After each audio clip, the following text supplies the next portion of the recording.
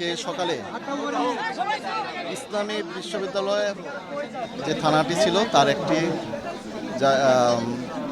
জাউদিয়া ক্যাম্পে জাউদিয়া থানা হিসাবে যে অনুমোদন হয়েছিল তার বাস্তবায়নের জন্য এই এলাকার বিভিন্ন অঞ্চলের মানুষজন রাস্তা অবরোধ করেছেন।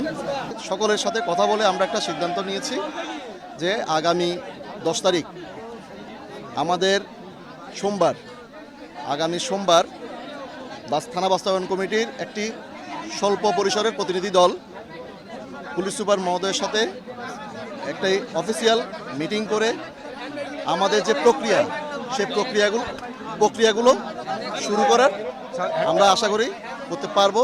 এবং এই ন্যায্য সময়টা আমরা নিয়েছি কারণ হচ্ছে যে এই সমস্যাগুলো আমরা এই সমস্যাগুলো আমাদের ঊর্ধ্বতন কর্তৃপক্ষকে বলে, কারণ সবাইকে জানিয়ে সবাইকে বলেই তো আমাদের এই সমস্যাগুলো সমাধান করতে হবে।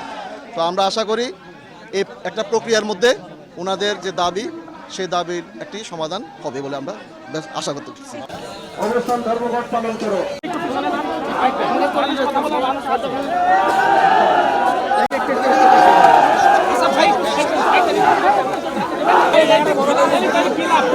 থেকে একটা টিম এসেছে, তাদের সাথে আমাদের মত বিনিময় হয়েছে।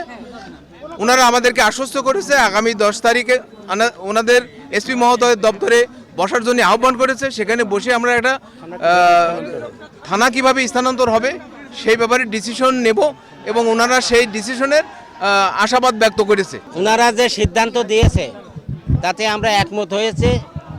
10 তারিখে এসপি সাহেবের অফিসে বসে আমাদের ওনারা এই থানা বাস্তবায়নের জন্য যে প্রতিশ্রুতি দিয়েছেন আমরা তাতে একমত হয়েছে। আমরা ওই তারিখ পর্যন্ত অপেক্ষা করব এবং মিটিং শেষে আমরা সেটাই করব। জি, এখন আমরা মোটামুটি আন্দোলন তুলে নিলাম।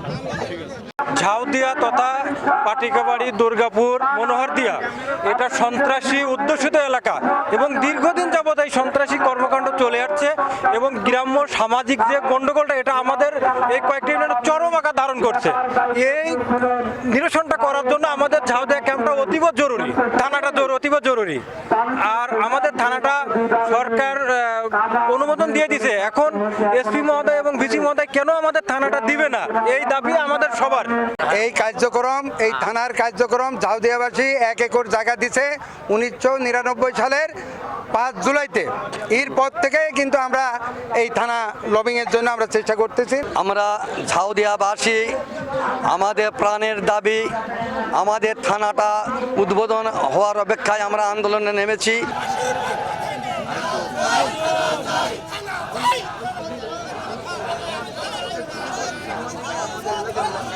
দুর্গাবাসীর পক্ষ থেকে